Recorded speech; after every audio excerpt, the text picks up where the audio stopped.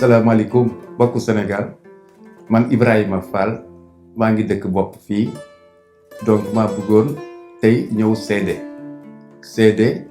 ci couverture maladie universelle. Couverture maladie universelle mooy maanaam loolu état du Sénégal taxawal pour yokk ndimbal affaire faj. Couverture maladie universelle boobu nag dañ ko organiser de sorte que dafa am nu ñuy utiliser ànd ci ay mutuelle. man mii li tax ba bokk ci tey ci système boobu dafa fekk suma benn xarit sama wëllëre moo ma boolee ci biir moo ma ci dugal jaar ci benn plateforme bu ñuy wax suñu CMU pour benn mutuelle mën ma contacter boo xam ne que daf ma jege nekk sama gox ndax problème proximité lañ ci aussi recherché. donc bi ñu ma ci boolee dugal ma ci loolu plateforme boobu moom moo lay permettre mutuelle bi woo ma ñu jox ma carte de membre boo xam ne man ak sama njaboot yëpp ñoo ci nekk. ñi bëgg a bokk ci mutuelle yi tey normalement da ngay dem foofu ca mutuelle ba mën na nekk nga dem foofu fay droit yi nga war a fay 1000 francs yi ñuy fay droit yi ak cotisation annuelle bi. wala dañu permettre avec la plateforme suñu CMU nga mën a def ko yooyu yëpp facilement en ligne à travers la plateforme. donc loolu moom lu ci am solo la tout ça pour yombal la pour faciliter oyofal leen mbir yi jërëjëf. mutuelle de santé yi nekk ci gox-goxaan yi ñooy yombalal askan wi seenu faju boo xasee ba bokk ci mutuelle de santé bi ba natt li nga war a natt boo feebaree ba dem kër docteur mutuelle de santé bi mi ngi lay jëlal 80% maanaam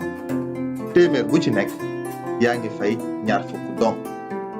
boo demee fii jaayee garab maanaam pharmacie yi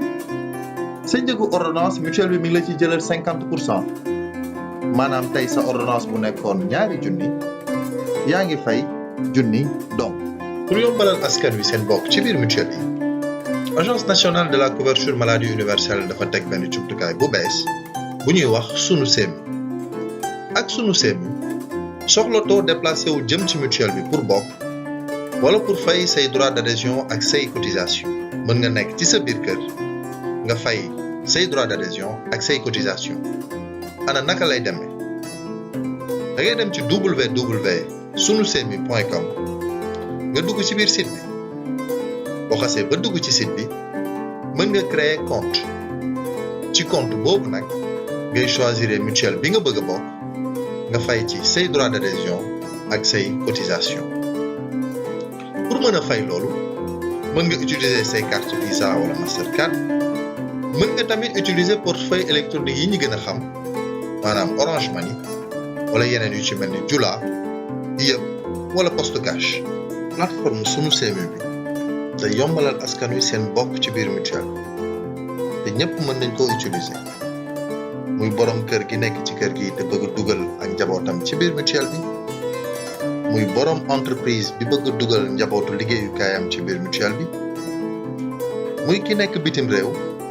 njabootam nekk fii Sénégal mu bëgg leen dugal ci biir mutuelle yi muy ñi nekk ci gox-goxaan yi te di dimbali askan wi